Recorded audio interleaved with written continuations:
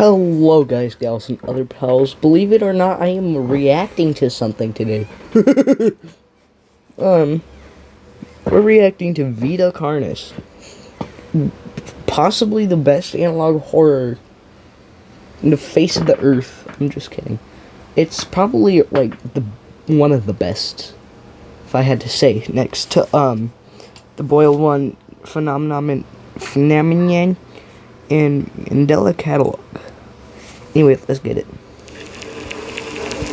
Alright. Just to be warned. Warning.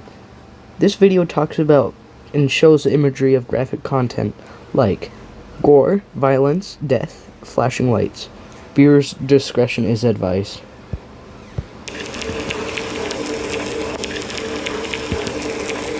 Let's get it. Classified material.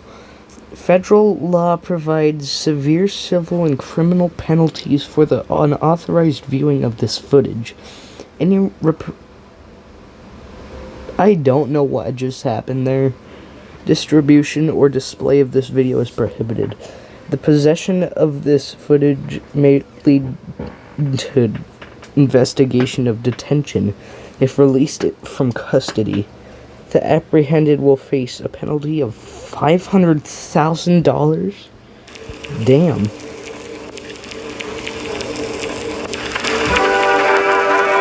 On planet Earth, life has thrived for millions of years. I believe so. Creatures big and small have found ways to adapt and evolve to flourish in all types of environments. From barren wastes to lush forests, life can be found. Earth has homed these creatures since the dawn of life itself. Only until very recently, things have changed. New life forms have appeared all around the globe and completely changing the balance of nature and what we know about evolution itself. That is why we, at National Living Meat Research, have been studying these new species, trying to help educate everyone about these creatures and their wondrous ways of life. First, what are these new life forms? Since their explosive arrival across the globe in 1931, there has been much debate on what these newcomers are and where they came from. Like, actually off the chart. Are they extraterrestrials coming to invade Earth? I just shut down or are they demons who come from hell to purge humanity? From what our scientists have discovered, no. The origins of these creatures are solely to Earth, miraculously out of nowhere. We don't know why or how, but one thing is for certain, Earth is now their home. What these creatures are is mysterious and still not well known today. But here is what we do know. These creatures are comprised mainly of muscle tissue, organs, and bones.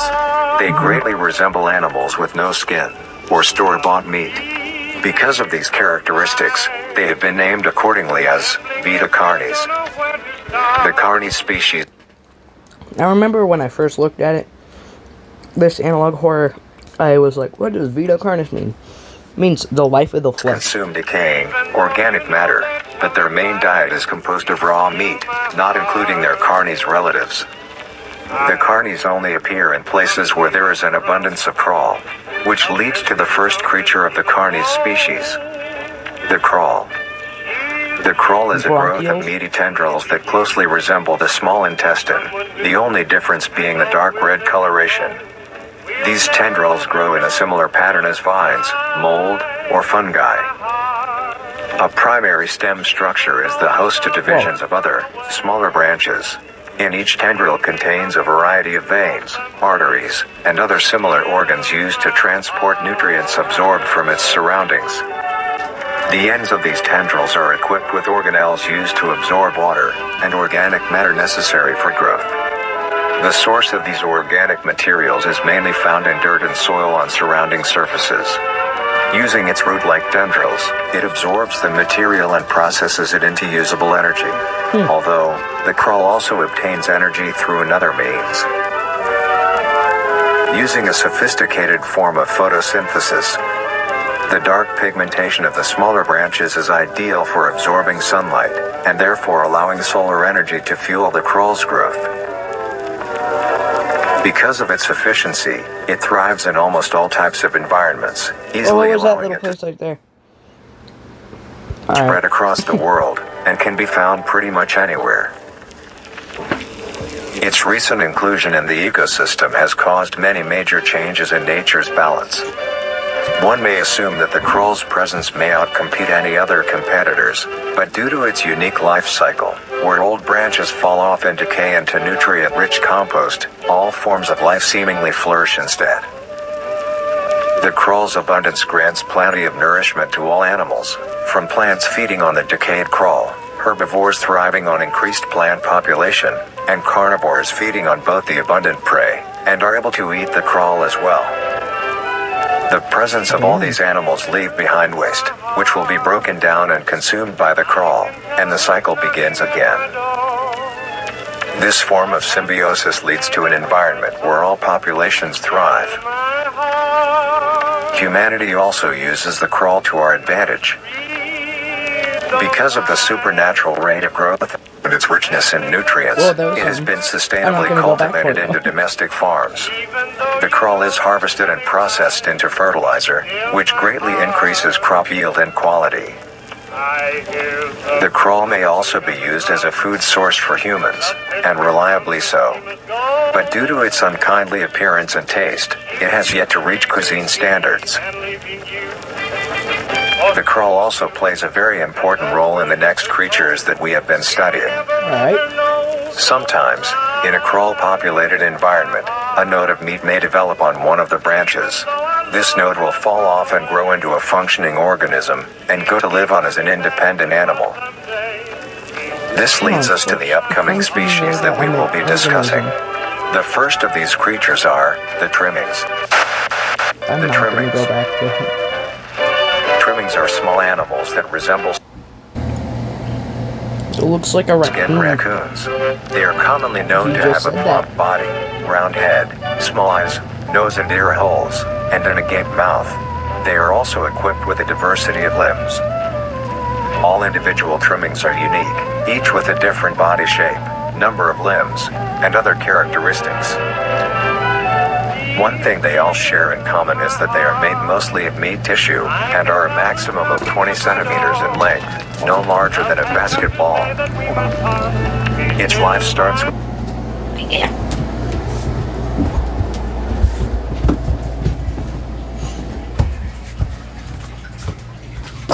ah my ow! Hit the corner of a bath.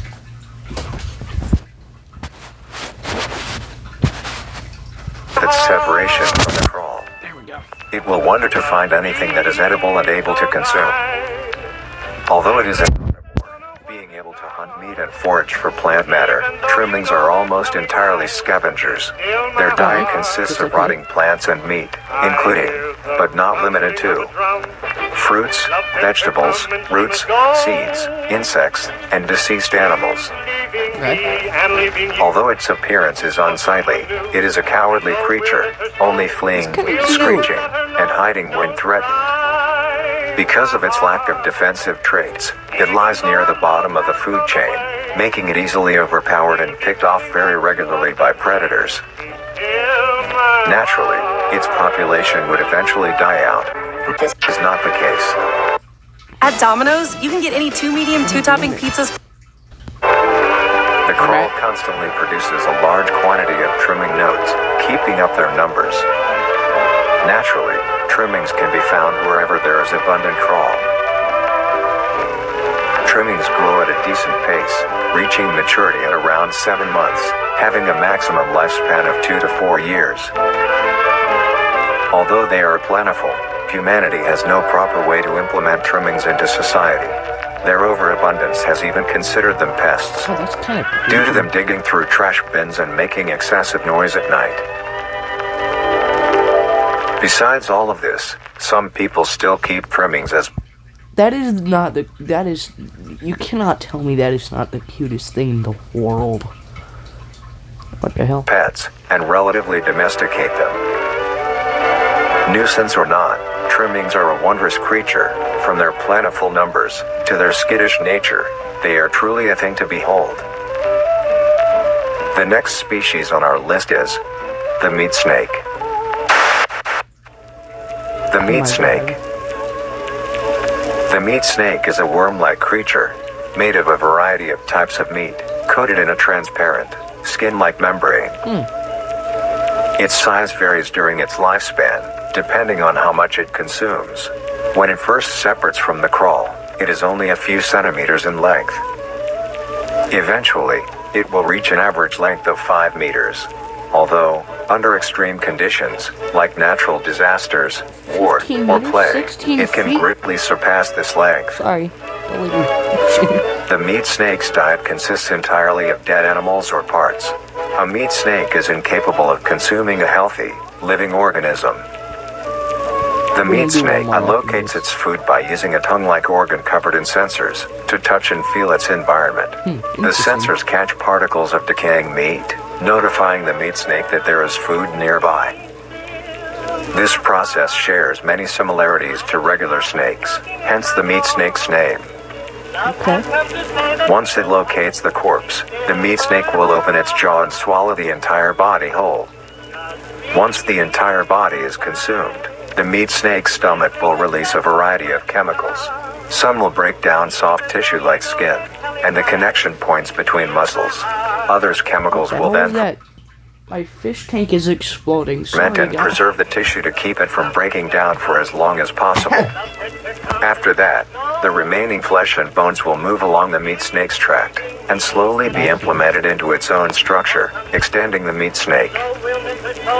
Unsatisfactory parts like skulls, pelvises, hair, and fingernails will be excreted. That is all human parts.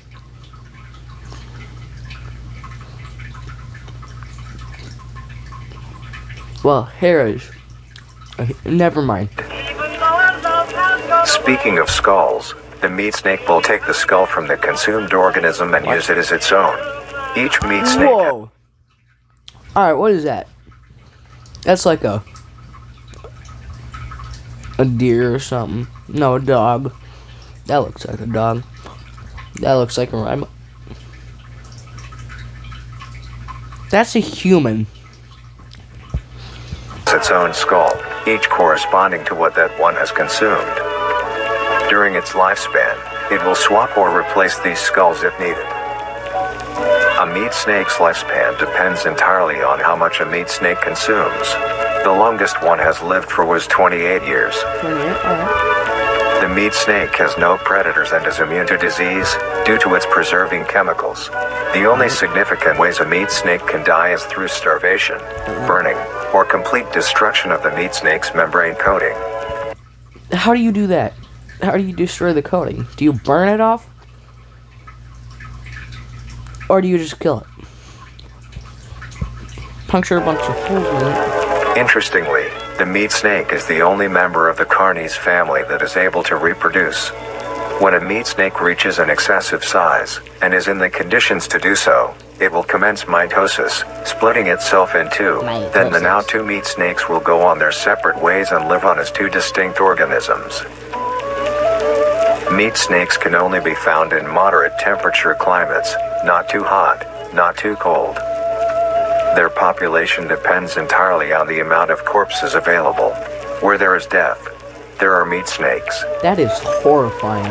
Humanity will use them to our advantage. Meat snakes are a very efficient and clean way of disposing of any meat products. The preserving fluid within the meat snake's body disinfects the carrion, preventing the spread of disease. Humans use meat snakes in butcher shops as a waste bin, dispose roadkill, within war on the battlefield to dispose of festering bodies and parts, and within zoos to dispose of deceased animals. They are extremely tame, not caring of They're extremely tame. You call that tame? You put up a literal picture of the meat snake thingy attacking you as you say it's tame. Any creature is around them, only acting defensively when it is within consuming a meal. This means they are very easy to tame. Overall, meat snakes are That's cool. marvelous Cool. creature with a very interesting way of sustaining itself. It is an amazing experience to encounter one, as long as you don't mind the smell. Alright.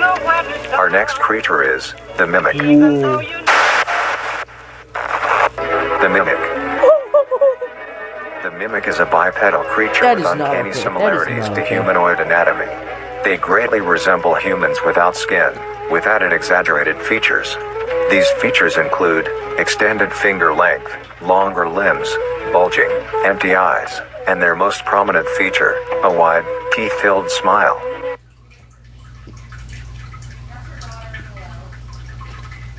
So,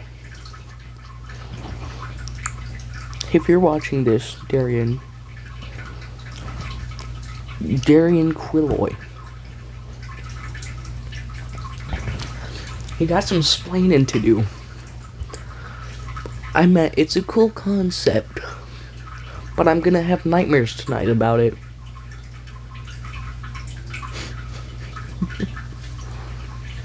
Yep. Although it resembles a happy face, this is due to coincidence, and is only how their facial structure is shaped. The maw of the mimic contains much more teeth than humans, and their teeth is comprised almost entirely of incisors, with some canine and premolars in the back.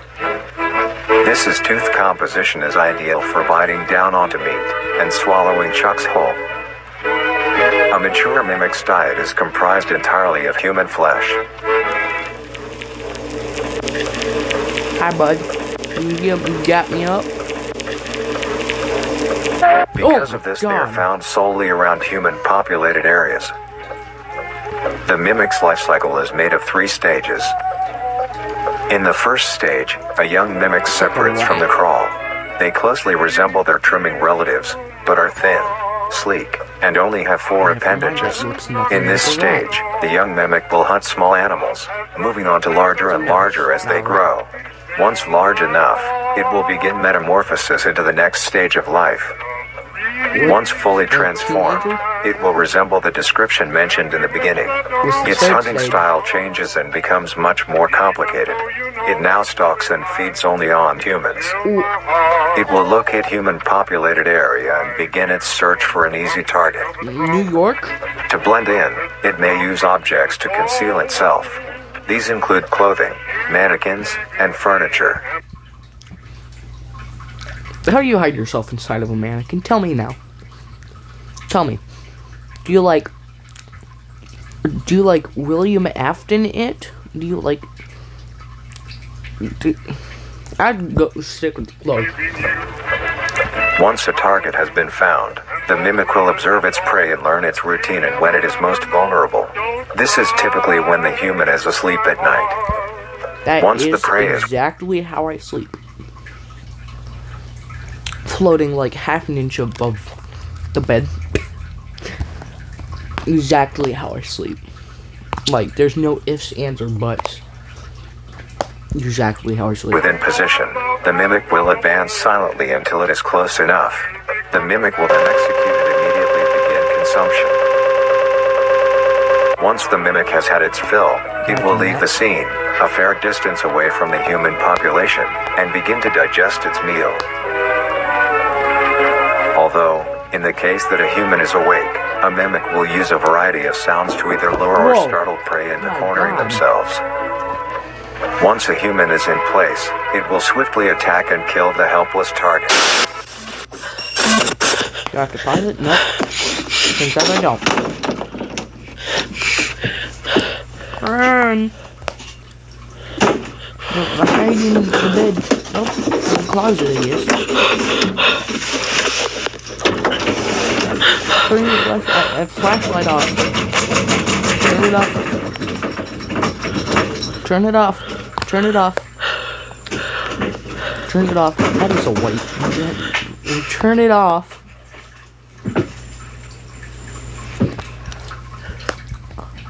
Why is it when you shine the flashlight at the damn closet, it's like turns into the sun?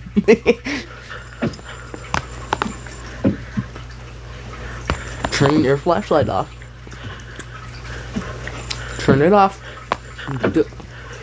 You're dead.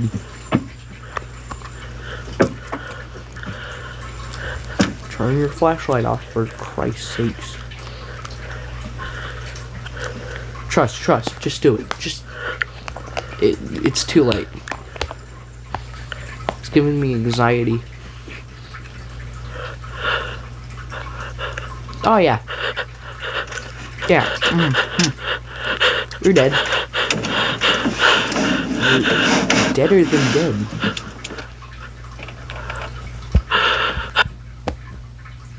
Look at that goofy ass. Looking like... Oh my god. Oh my god. Oh my. Oh.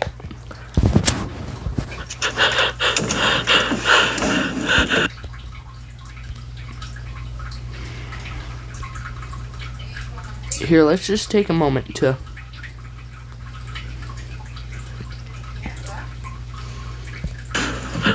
look at this man's face real quick. He looking like me on a Friday night. He looking like me after school.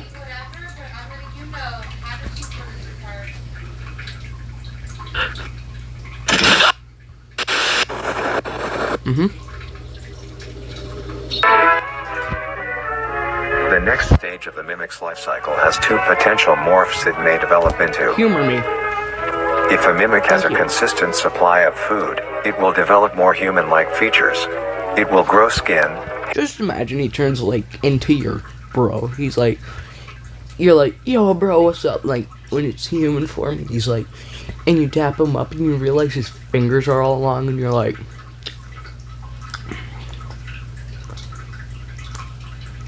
what? Who turned him into the Half-Life zombie? Hair, and by the end will look nearly identical to a human being. It now Right. can blend entirely into civilization Right, I and think lure the other middle guy's humans it. more effectively. Damn ad. I hate The ads. second type of morph So happens much. when a mimic receives an overabundance of food. It will grow into a large... Whoa! Whoa! What the oh. That's not alright. hunter. Its proportions will I guess increase those in length, Neanderthals, that and is its not humanoid alright. features will fade Oh, away. I said that to It you. grows a thick, dark Sorry. coating of a flexible skin, which is highly durable, and increases in strength the more the elder mimic consumes. Elder. Alright. This excludes the face, which is now coated in a pale pink skin. The mimic's teeth have also moved deeper into the mimic's throat, leaving its mouth a toothless grin. It uses the dark hue of its skin to hide seamlessly within a dark environment. That's what my mom Its said. skills have also been heightened. This makes an elder mimic one of the most efficient predators on the planet. Because of the obvious threat this poses on humanity, nations around the world have released instructions on how to be able to fend for yourself in a mimic encounter. Here are the instructions. Just cast a spell on him. It's that simple, you know? Just cast a spell. 1. Avoid going out Suck alone if your Roman. location is known to have mimics, or there I'm have gonna been do it on mimic purpose. sightings. I'm getting in a fist 2. fight with him. If you encounter a stationary mimic, seemingly unfazed Cast a spell on him, throw a gun back in, and be like, what the hell is this? And then he looks back at you and you're gone. by your presence, quietly leave the location Or bring a grenade, reduce him to atoms. and alert your local It's that authorities. simple.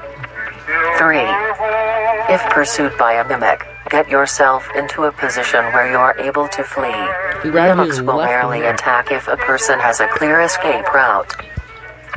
If you're watching this, Darian, there's an unlikely chance you are. Or there's an unlikely chance like any famous people are watching this. If you're watching this, Darian, does a mimic have nuts? Just asking, just asking. In the event that you have been cornered by a mimic, roll into the fetal position, protecting your neck, face, and vital organs from He'll be like a bully, he'll just start kicking you. attack. Make as much noise as you can to alert any other people.